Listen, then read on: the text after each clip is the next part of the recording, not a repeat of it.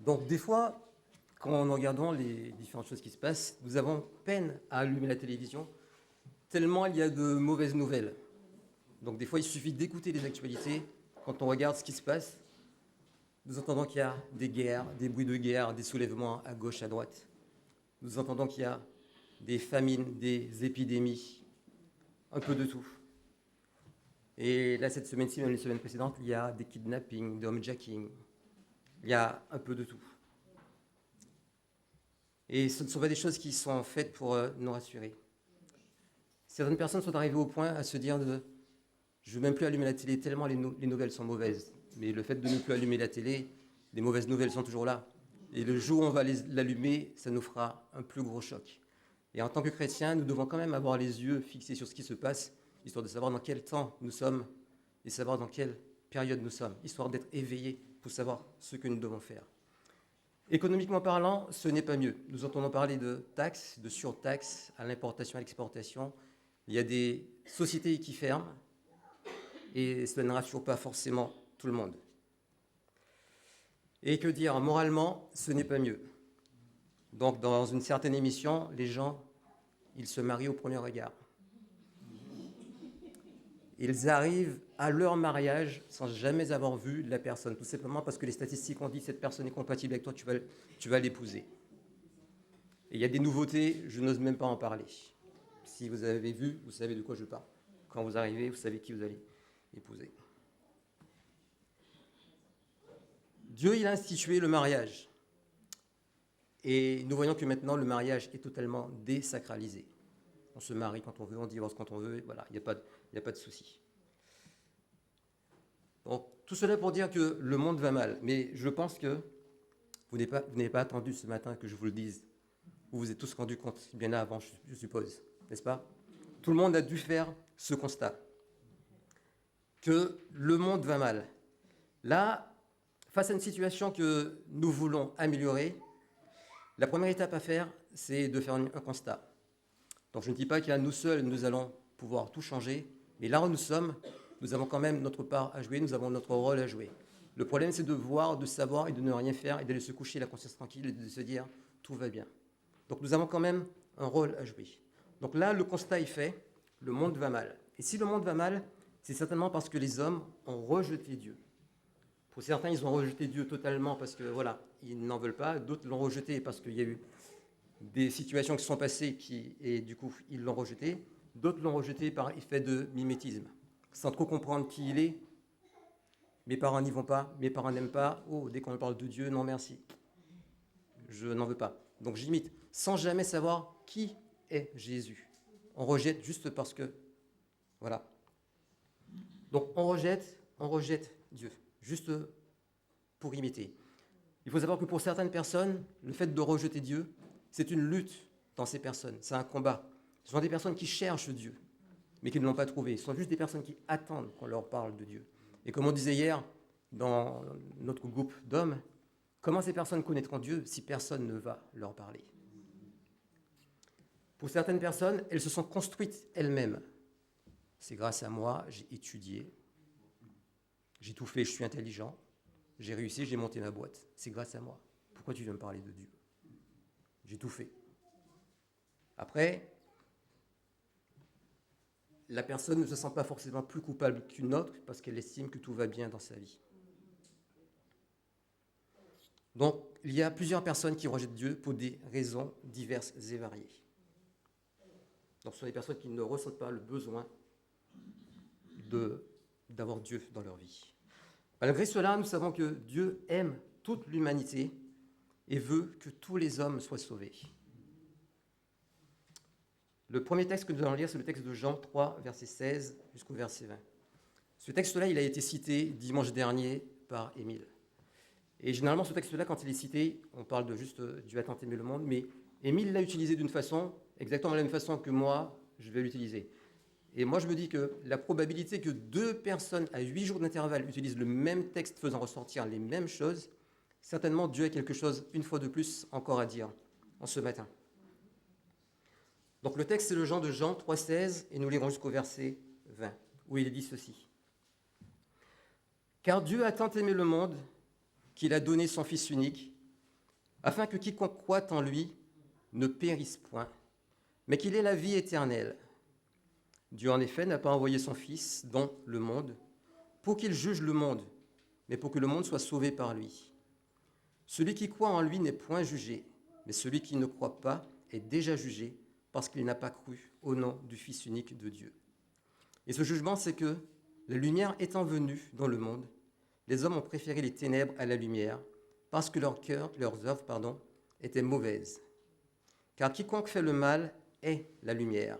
Il ne vient point à la lumière de peur que ses œuvres ne soient dévoilées. Généralement, quand on lit ce texte, on s'arrête au verset 16, car il nous fait du bien. Et généralement, dans ce verset, on retient « Dieu a tant aimé le monde ». Waouh, ça nous fait du bien, Dieu a tant aimé le monde. Mais ce verset ne dit pas que ça. Déjà, dans ce verset 16, il est question il y a la notion de la vie éternelle. La vie éternelle, c'est pour ceux qui croient. Il ne suffit pas de dire « je crois et j'ai la vie éternelle ».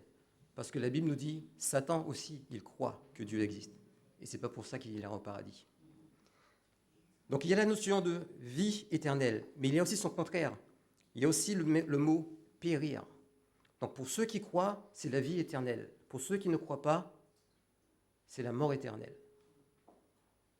Cette notion-là, elle est bien là.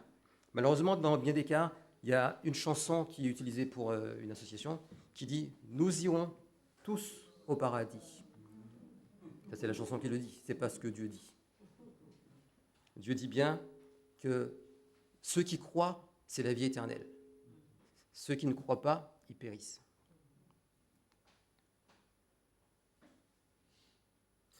La suite du texte nous dit que Dieu a envoyé son Fils pour sauver le monde, mais que certaines personnes l'ont rejeté en préférant les ténèbres à la lumière. Donc là, comme je disais, la première étape, c'est de faire le constat. Donc ce constat étant fait, que le monde va mal, et malgré cela, Dieu veut quand même sauver toute l'humanité, nous devons passer à la deuxième étape. La deuxième étape que nous mettons en place, c'est de mettre un plan d'action. Donc nous savons qu'avant de mourir sur la croix pour le salut de toute l'humanité, la mission de Jésus était d'attirer à lui les hommes. En tant que chrétiens, notre mission aujourd'hui, elle n'a pas changé. C'est aussi d'attirer à Jésus les âmes perdues, celles qui ont préféré choisir les ténèbres à la lumière. Nous aussi, nous avons une mission de continuer ce que Jésus il avait commencé à instituer. Dans cela, il n'y a pas trois options. Il n'y a pas « je crois en Dieu »,« je ne crois pas en Dieu »,« je suis entre les deux, je ne suis pas trop mal, donc j'espère que… » Non, c'est soit « je crois, j'ai la vie éternelle », je ne crois pas, et c'est la mort éternelle. Donc, une fois que nous avons fait le constat il est fait, le plan d'action, il est fait. Donc, notre plan d'action est le suivant. 2 Corinthiens 5, verset 20. Où il est dit ceci. Nous faisons donc les fonctions d'ambassadeurs pour Christ, comme si Dieu exhortait par nous. Nous vous en supplions au nom de Christ, soyez réconciliés avec Dieu. Donc, dans ce texte, il y a déjà plusieurs termes. Donc, le premier terme, celui qui nous concerne, donc, c'est le terme ambassadeur. Donc le titre du message, nous sommes ambassadeurs pour Jésus-Christ ou nous faisons office d'ambassadeurs pour Christ. Donc un ambassadeur représente une nation, un pays, un royaume dans un autre pays. Le pays là où se trouve l'ambassadeur n'est pas le sien. En tant que chrétiens, nous sommes de passage ici. Nous sommes ambassadeurs, mais nous sommes de passage. Le travail que Jésus-Christ a commencé, nous continuons là où Christ nous a placés, puisque nous faisons office d'ambassadeurs pour Christ. Jésus-Christ parle à travers nous. Des fois, malheureusement, là où Dieu nous a placés, nous cherchons d'abord notre confort, notre sécurité, et nous oublions la mission que Dieu nous a donnée. Notre mission est de réconcilier les hommes avec Dieu. Et chose importante aussi dans le texte, c'est qu'il est dit, même en les suppliant. Généralement, quand on supplie quelqu'un, c'est on supplie pour nous, en notre faveur, en faveur de quelqu'un qu'on aime. Je vous en supplie, non, ne le tuez pas, ne me tuez pas, non, non. On supplie pour nous, parce qu'on a un intérêt. Mais là, on supplie pour les gens eux-mêmes, pour leur âme, pour que ces personnes soient sauvées. Parce que si elles n'acceptent pas, c'est la mort éternelle. Donc si vous avez quelqu'un à côté de vous que vous connaissez, suppliez, nous vous en supplions, soyez réconciliés avec Dieu.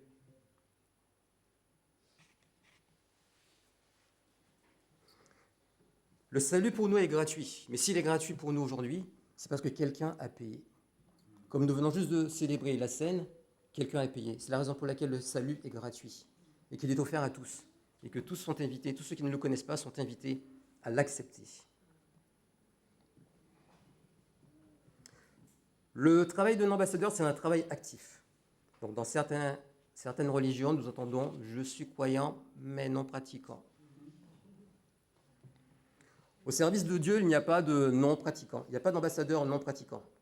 Si vous devez aller chez un dentiste, vous avez mal, vous allez chez un dentiste, et vous dites « je suis dentiste non-pratiquant », je pense que vous n'allez pas rester. Après, ce sont vos dents. Si vous voulez y aller, allez-y. Dans toutes les histoires, l'histoire de France et ailleurs, il peut y avoir des bons comme de mauvais ambassadeurs. Mais pour garder en tête à la fin de la prédication ce qu'est un bon ambassadeur, je vais d'abord commencer par expliquer ce qu'est un mauvais ambassadeur. Donc, il y avait une fois un ambassadeur de France qui était allé dans un pays du Maghreb, je crois que c'était à l'aéroport, et en fait, il avait eu une altercation avec une femme, et ça s'était mal passé, donc il avait plutôt mal parlé, et la France s'en était ressortie mal, puisque voilà, on avait critiqué la France, l'ambassadeur ci, l'ambassadeur cela. Donc on a rappelé cet ambassadeur qui est revenu en France, et on lui a parlé, on lui a demandé d'essayer d'arranger la situation, et c'est ce qu'il a fait. Il est revenu, et en fait, pour amadouer la jante féminine, donc voilà, donc il a fait des photos de lui en slip, mode Chippendale, voilà, montrant ses muscles. L'État l'a rappelé à nouveau, ce n'était pas ce qu'on t'a demandé. Vas-y, merci beaucoup, fais autre chose. Un ambassadeur ne peut en aucun cas dire ou faire autre chose que ce que dit le roi ou le gouvernement dont il dépend, dont il est ambassadeur. Pour ce qui concerne l'ambassadeur chrétien, il ne peut représenter Dieu s'il ne sait pas ce que dit Dieu. Cela va de soi. L'ambassadeur doit connaître le cœur de Dieu. Le cœur de l'ambassadeur doit totalement changer au point de ressembler à celui de Dieu pour agir, aimer, penser comme lui. On ne peut être ambassadeur de Dieu sans savoir ce que Dieu veut. Comment savoir ce que dit Dieu ? C'est tout simplement en ayant une relation avec Dieu et en se plongeant dans la parole de Dieu. Le psalmiste disait dans le psaume 119, verset 105,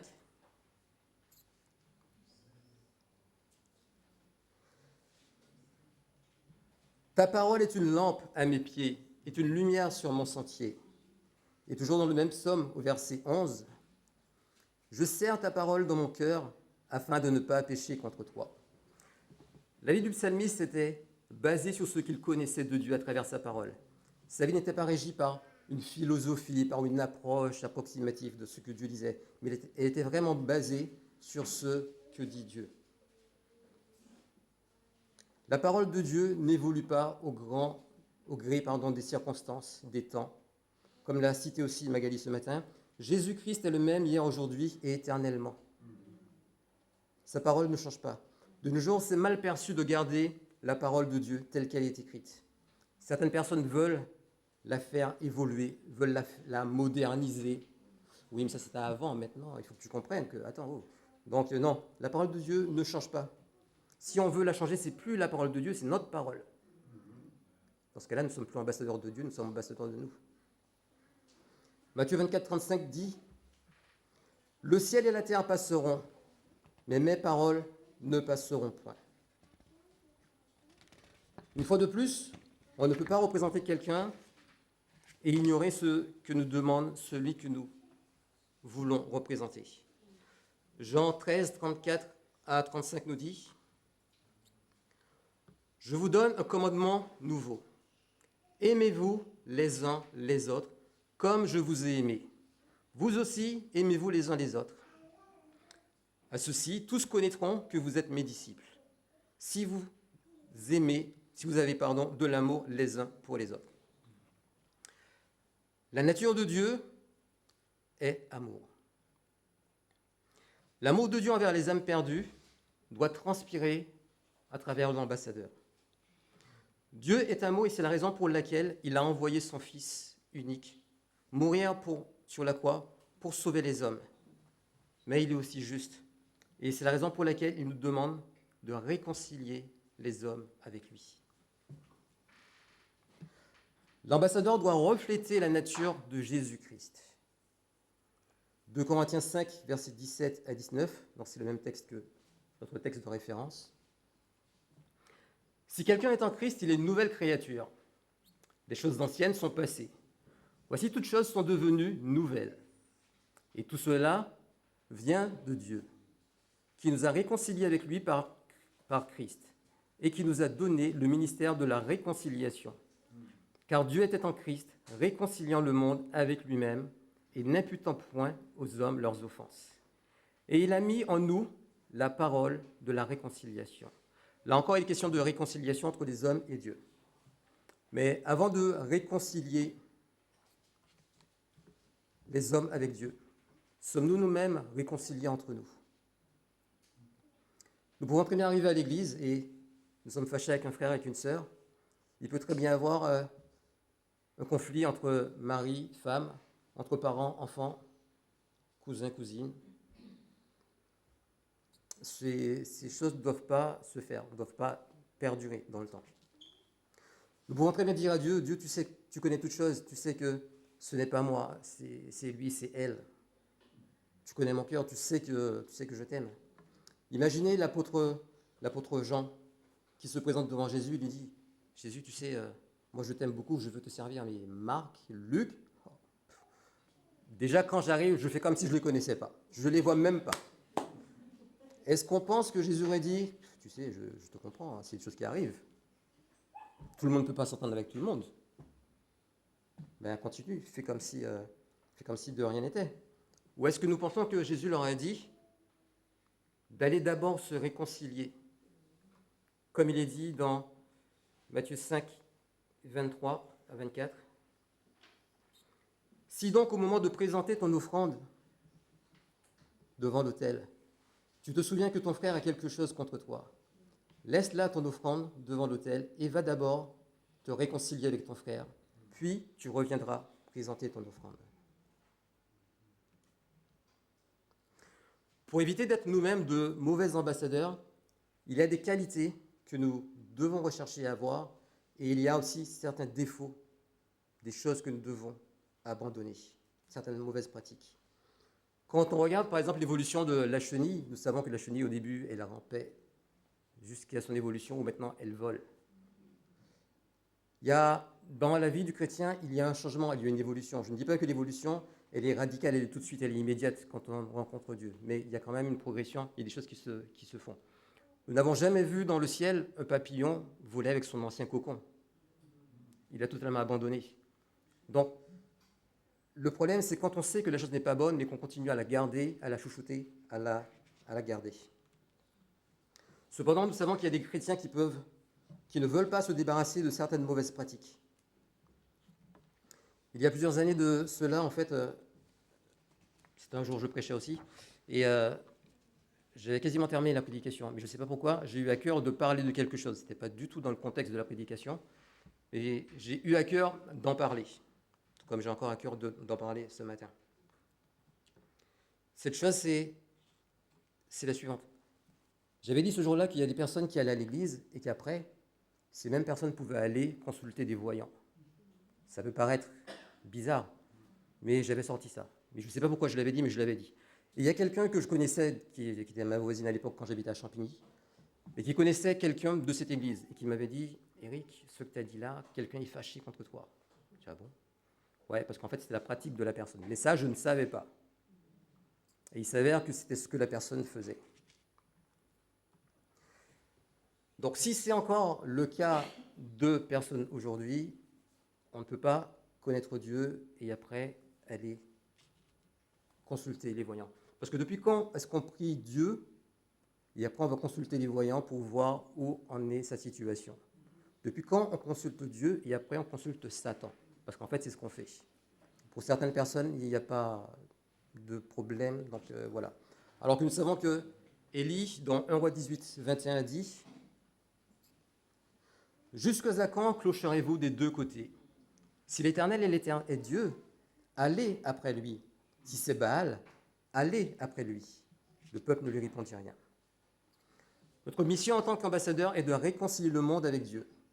Si nous-mêmes, nous ne sommes pas réconciliés avec Dieu, si nous-mêmes, nous sommes fâchés entre nous, si le monde voit que nous avons les mêmes mauvaises pratiques que lui, comment pouvons-nous réconcilier le monde avec Dieu? Nous ne pouvons pas être ambassadeurs pour Dieu, sinon être de mauvais ambassadeurs. L'ambassadeur ne peut se retrouver dans n'importe quel lieu pour profiter. Nous allons lire un autre texte qui se trouve dans 2 Rois 10, versets 17 à 27. Je pensais le résumer, mais je pense que c'est mieux de le lire, parce que je préfère lire la parole que faire des résumés de la parole. C'est mieux de lire la parole. Nous lisons, il dit ceci. Lorsque Jéhu fut arrivé à Samarie, il frappa tous ceux qui restaient d'Akab à Samarie, et il les détruisit entièrement, selon la parole que l'Éternel avait dite à Élie. Puis il assembla tout le peuple et leur dit, Akab a peu servi Baal, Jéhu le servira beaucoup. Maintenant, convoquez auprès de moi tous les prophètes de Baal, tous ses serviteurs et tous ses prêtres, sans qu'il n'en manque un seul, car je veux offrir un grand sacrifice à Baal. Quiconque manquera ne vivra pas. Jéhu agissait avec ruse pour faire périr les serviteurs de Baal. Il dit, publiez une fête en l'honneur de Baal. Et ils la publièrent. Il envoya des messagers dans tout Israël, et tous les serviteurs de Baal arrivèrent. Il n'y en avait pas un qui ne vint. Ils entrèrent dans la maison de Baal, et la maison de Baal fut remplie d'un bout à l'autre. Jéhu dit à celui qui avait la garde du vestiaire, « Sors des vêtements pour tous les serviteurs de Baal. » Et cet homme sortit des vêtements pour eux. Alors Jéhu vint à la maison de Baal avec Jonadab, fils de Récab. Et il dit aux serviteurs de Baal, « Cherchez et regardez, afin qu'il n'y ait pas ici des serviteurs de l'Éternel, mais qu'il y ait seulement des serviteurs de Baal. » Et ils entrèrent pour offrir des sacrifices et des holocaustes. Jéhu avait placé dehors 80 hommes en leur disant, « Celui qui laissera échapper quelqu'un des hommes, je remets entre vos mains, sa vie répondra de la sienne. » Lorsqu'on a eu achevé d'offrir les holocaustes, Jéhu dit aux coureurs et aux officiers, « Entrez, frappez-les, que pas un ne sorte, et les frappèrent du tranchant de l'épée. Les coureurs et les officiers les jetèrent là, et ils allèrent jusqu'à la ville de la maison de Baal. Ils tirèrent dehors la statue de la maison de Baal et les brûlèrent. Ils renversèrent la statue de Baal, ils renversèrent aussi la maison de Baal, et ils en firent un cloaque qui a subsisté jusqu'à ce jour. Donc juste avant, il y avait Jéhu qui avait détruit tous les prophètes de Baal, un peu partout, ils avaient détruit tout ce qui était stèle et autres, et il avait continué. Là, dans ce texte-là, Jéhu, il a agi par ruse. Jéhu n'était pas au service de Baal, Jéhu était au service de l'Éternel, mais il avait agi par ruse parce qu'il voulait tuer tous les serviteurs de Baal restants. Et nous voyons bien que Jéhu précise que la fête, c'est une fête en l'honneur de Baal, dans la maison de Baal. Il ne dit pas que c'est une fête patronale, c'est une fête municipale, c'est une fête de quartier, venez comme vous êtes, on va s'amuser. Non, il dit que c'est une fête de Baal, en l'honneur de Baal. Il y a notre grand étonnement, dans la deuxième partie du verset 23, il est dit ceci. Il dit, recherchez, cherchez s'il se trouve des serviteurs de l'Éternel. C'est pourtant une fête dédiée à Baal. Dans une fête dédiée à Baal, on cherche des serviteurs de l'Éternel. Donc je ne sais pas s'ils étaient identifiés ou identifiables, mais en tout cas, il a demandé de les faire sortir. Et il y en avait pas mal. Tous les serviteurs de Baal étaient là, mais les serviteurs de l'Éternel aussi étaient dans une fête dédiée à Baal. Ça donne à réfléchir. Des fois, nous pouvons inviter un non-croyant à l'église et il va nous donner toutes sortes d'excuses. Ah non, tu sais, moi je ne peux pas. C'est l'église. Ouh non, je ne peux pas. On fait une fête en l'honneur de Baal, il y a tous les prêtres de Baal et il y a aussi les serviteurs de l'Éternel qui s'y trouvent. Nous faisons une fête quelconque, c'est que de la viande, une fête pour les carnivores, on évite des véganes, ils ne viendront pas, parce qu'ils savent qu'ils n'auront rien à manger. On fait une fête pour Baal, il y a des serviteurs de l'Éternel. L'ambassadeur de Dieu ne peut pas se retrouver dans n'importe quel lieu. Après, s'il y va pour évangéliser, mais après, c'est... L'ambassadeur a toujours un surabri. Donc, nous pouvons toujours nous abriter, nous appuyer sur Dieu. Et l'ambassadeur n'est jamais seul. Quel que soit ce qu'il fait, il peut toujours prier Dieu, demander à Dieu son secours, son soutien, avant d'aller faire ce qu'il doit faire. Comme je le disais juste avant, donc nous devons aussi acquérir des qualités. Donc, pour être un bon ambassadeur pour Christ, il faut d'abord connaître le caractère de Christ, dont nous sommes ambassadeurs. Nous l'avons vu juste avant, le caractère, la nature de Dieu, de Christ, est amour. Nous avons vu Jean 3,16 et la suite, et nous savons ce qu'il en est dit. L'ambassadeur de Christ ne se réjouit pas du malheur des autres. Proverbe 24, 17 nous dit « Ne te réjouis pas de la chute de ton ennemi, et que ton cœur ne soit pas dans l'allégresse quand il chancelle. » Il y avait une fois au travail, donc on était en formation, donc il y avait plusieurs services, différents départements ensemble. C'était une période où, en fait, il y avait le jeûne jusqu'au lever du soleil, jusqu'à la fin du soleil. Et il y avait une fille qui était dans cette période-là, et il y avait un collègue qui avait fait une erreur. Donc on lui a rapporté que le collègue a fait une erreur, et elle a dit « Chais !» Les jeunes savent de ce que c'est. Ça veut dire « C'est bien fait pour toi, en fait. Tu as fait une bêtise, c'est bien fait. » Et j'ai été surpris parce qu'elle était dans cette période-là, je me suis dit, ah là, elle devrait être... Non. Mais il n'y a pas qu'elle. Est-ce que nous aussi, nous ne faisons pas la même chose, nous aussi? Combien de fois nous pouvons entendre, ah, Dieu, toi, ça ne doit pas arriver. Bien au contraire, si ton ennemi tombe, nous devons aller le relever.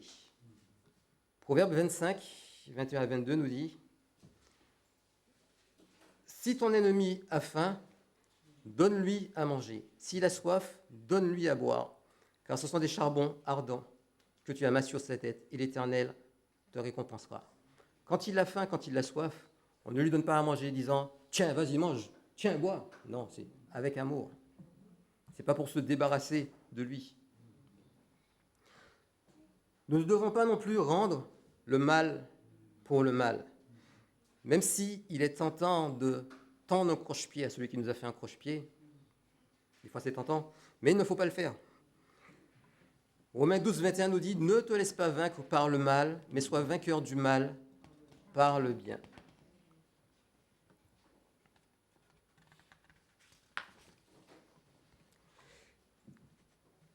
Il rend le bien pour le mal. Nous savons que lorsque Jésus a été arrêté, il y avait le serviteur du grand sacrificateur, Malchus. Pierre lui a coupé l'oreille. Et qu'est-ce que Jésus a fait? Jésus a guéri l'oreille. Donc ça c'est dans Luc 22, 51. Jésus a guéri l'oreille de celui qui lui voulait du mal. Combien de fois nous aussi nous voulons faire du bien à quelqu'un qui nous veut du mal?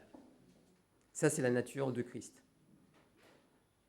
Aider quelqu'un, guérir l'oreille de quelqu'un qui veut nous arrêter. Nous serons bien souvent amenés à d'abord exercer notre mandat d'ambassadeur au sein de l'Église, au sein de notre propre famille, avant de l'exercer à l'extérieur. Nous devons aussi avoir, en tant qu'ambassadeur, de la compassion. Il y avait une fois dans une église, ça c'est une histoire vraie, comme les autres d'ailleurs, il y avait dans une église américaine, devant sur l'escalier, donc il y a l'église, il y a les marches, il y avait un SDF qui était assis là. Et tout le monde est rentré dans l'église, personne n'a fait cas de lui, les chantres, les musiciens, la diaconesse, tout le monde. Tout le monde est passé, personne ne l'a regardé, tout le monde est rentré. Et il arrive à un moment donné que, voilà, c'est l'heure du culte, et le pasteur n'est pas encore arrivé. Donc tout le monde se pose des questions, il est où le pasteur? Finalement, le SDF qui était là, qui a attendu depuis un bout de temps, il se dit, bon, je vais rentrer. Et il rentre, et les gens se disent, bon, mais il aurait pu rentrer au moins à l'arrière, mais non, mais il va tout devant. Ok, on s'étonne. Et finalement, il se déshabille. Et quand il se déshabille, on se rend compte que c'est le pasteur.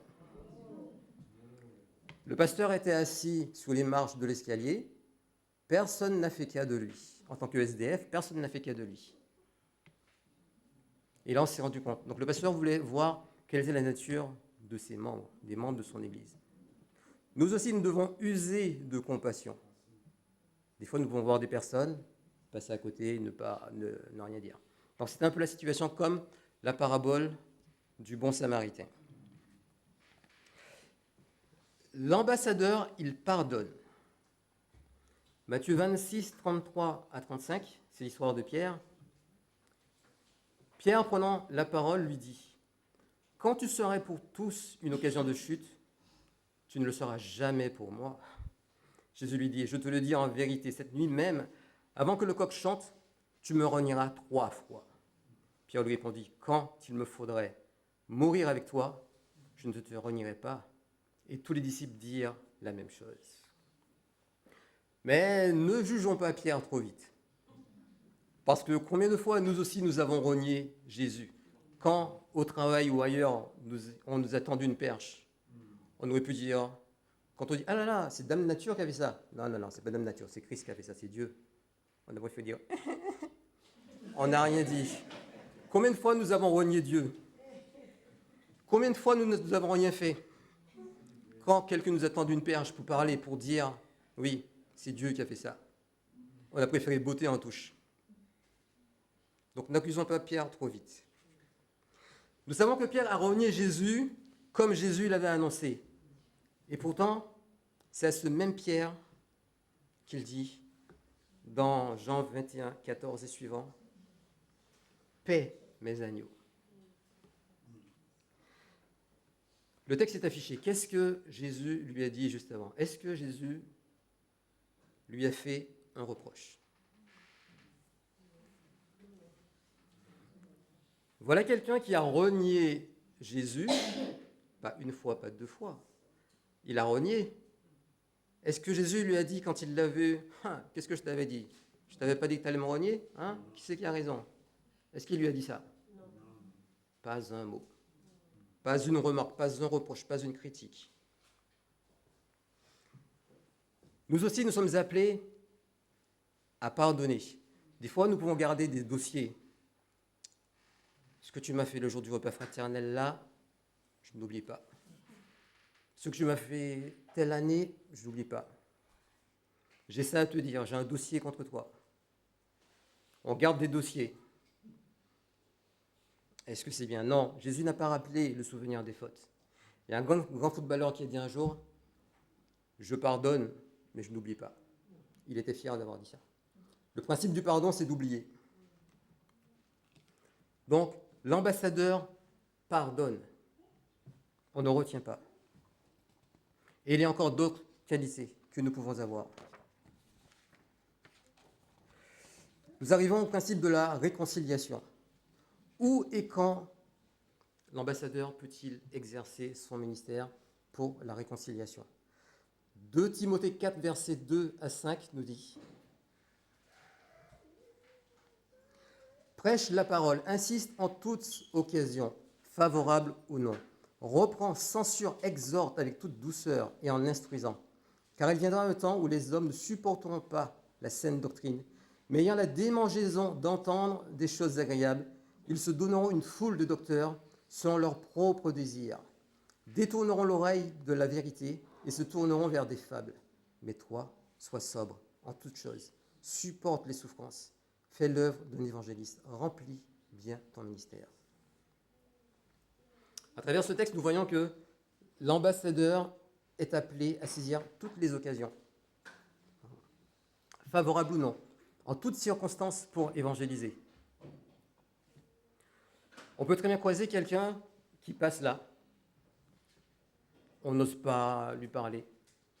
On se dit, oui, mais si on lui parle, il ne vient pas à l'église. Ça, c'est pas trop notre problème. Notre problème, c'est de parler aux hommes, quelle que soit la situation. Des fois, malheureusement, ce que nous cherchons, c'est, nous voulons parler à la personne, l'emmener à l'église, la convertir, l'emmener au baptême. Ce n'est pas ce que Dieu nous demande. Nous devons parler à quelqu'un. La personne est là de passage. Peut-être que c'est la seule fois que la personne passe. On lui parle de Dieu. La personne entend. La personne, elle va dans sa ville. Quelqu'un d'autre lui parle. Elle va encore ailleurs. Quelqu'un d'autre lui parle. La personne entend jusqu'à comprendre. Que la personne comprenne, accepte de suite, ce n'est pas trop notre problème. Notre problème, c'est de parler de Dieu. C'est de semer. Ça aussi, nous avons vu ça en partie dans le groupe des hommes. Nous semons. Ça rentre dans le cœur des gens. C'est ce que Dieu a fait. De même que pour nous aussi, quelqu'un a semé un jour, on n'a pas forcément compris tout de suite. Il y a des personnes qui aujourd'hui acceptent Christ parce que ce sont des personnes à qui on a parlé depuis l'école du dimanche, qui n'ont pas compris, qui peut-être qu'il y a une phase de rébellion, jusqu'à ce que maintenant les personnes puissent comprendre, connaître et accepter. Des fois, nous choisissons à qui nous allons parler. Nous voyons quelqu'un qui a le visage fermé, on se dit, waouh, lui là. Alors que la personne a peut-être un visage fermé, c'est sa nature. Peut-être que la personne a le visage fermé parce que la personne a des souffrances, la personne a envie d'entendre parler de Dieu. On se dit, elle a un visage plus souriant, c'est plus facile. Et en fait, c'est elle qui est plus fermée à la parole de Dieu. Donc des fois, nous choisissons à qui nous voulons parler. Et ce n'est pas du tout comme ça que nous devrions faire la chose. Certaines personnes peuvent se dire qu'elles n'ont pas la même facilité, la même faculté d'aller parler à quelqu'un. Je suis un peu timide, je n'aime pas trop parler, je n'ai pas le contact facile. Et alors que là, la parole de Dieu nous dit, insiste, saisis toutes les occasions favorables ou non. Nous avons des situations qui se présentent à nous. Donc même si on n'arrive pas à aller vers les personnes, aujourd'hui nous sommes dimanche, demain quand nous arrivons pour certains à l'école, d'autres au travail, généralement on nous dit « Alors, comment s'est passé ton week-end » Qu'est-ce qu'on fait? Là il y a deux solutions. Soit on s'est ennuyé pendant le culte, ou on a un peu honte de Dieu, on dit « Bon, mon week-end s'est passé tranquille, j'ai rien fait, j'étais là, sans plus. » Ou soit on dit, j'étais à l'église hier, j'ai assisté au culte. Tous les dimanches, nous avons un culte, nous avons de la louange, les sœurs prient, ça me met bien, les frères prient, des fois il y a des témoignages, on est édifiés, on est... Des fois il y a des exhortations et des prédications, on change de prédicateur, c'est bien. Et d'ailleurs, puisque ça t'intéresse, je t'invite mardi, ou bien dimanche. Nous avons toujours la possibilité, si on n'arrive pas à aller vers les personnes. Donc demain, quand on dira, comment s'est passé ton week-end? Ça a été très bien, par la grâce de Dieu, j'étais au culte hier. Donc, même si on se dit qu'on est timide, nous avons toujours la possibilité de dire des choses. Moi, je connaissais quelqu'un, c'est une fille, c'était une ancienne voisine, amie d'enfance en même temps, qui arrivait à placer des choses à n'importe quel moment. Elle avait passé un diplôme, elle était devenue ingénieure agronome, et dans n'importe quel contexte, elle mettait ça. On parle de quelque chose. Ah oui, moi je suis ingénieur agronome. Je pense que si nous avons fait quelque chose et qu'on a envie de parler de quelque chose, si par exemple nous sommes allés à Dubaï, on dit « Ah, il y a des oiseaux. Tiens, comme à Dubaï. » Ah ouais, comme à Dubaï. On vend des glaces à Créteil. Oh, comme à Dubaï. Oh. Si on a envie d'en parler, on peut le faire.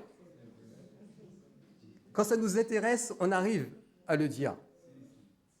Mais si on a honte, on va se cacher. Non, j'étais là, j'ai rien fait, j'étais là, j'ai regardé la télé. Donc alors, on peut se dire, quelle sorte d'ambassadeur je suis? Nous savons que ici, dans cette église, il y a des enfants qui ont grandi